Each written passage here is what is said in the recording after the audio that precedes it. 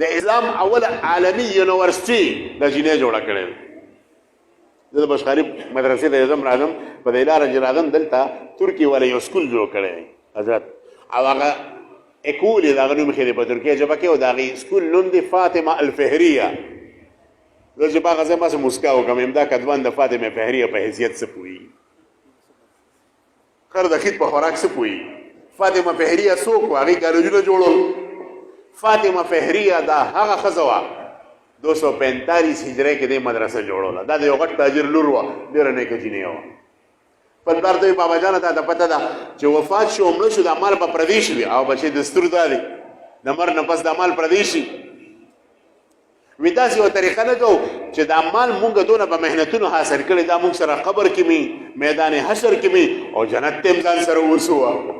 پلار ورته دا بچې دا بله کومه طریقه وي چې مال مونږ سره په قبر کې او آخرت کې. تاسو توجه ده که نه؟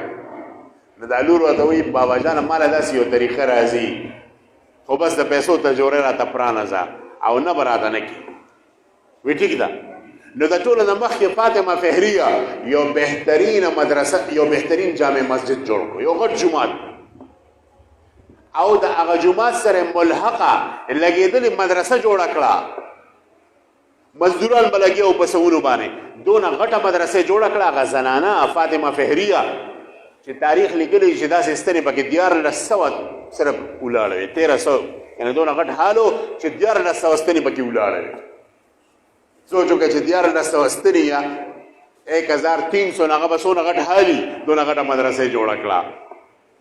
او فرمایي چې کله د فاطمه فهریه دا مدرسه جوړوله مسلسل د روژې په حالت کې وه، روژې نیولې وه. الله ته به جوړل یا الله دا جومات جوړوم ته قبول کې، یا الله دا مدرسه جوړوم اسې نه چې سبا پکې سپي غپار کوي، سبا پکې کارغان چغې وایي، زینت المکان بالمکین، یا الله د طالبانو نه ډکه کې، یا الله ستا د رضا دپاره مدرسه جوړوم. الله د هغې زړه ته کتل د دغې جینۍ، او د هغې د زړه د جذبه دونه اخلاص وه چې مدرسه جوړه شوه، الله قبوله کړه.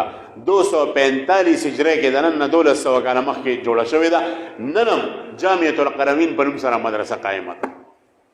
پلکه او عالمان ته فارغ شوي دي، پلکه او حافظان ته فارغ شوي دي. نن هم هغه پلار او هغه لور فاطمه فهریه په قبر کې ده، د هغې عملنامه روانه ده، بنده شوې نه ده.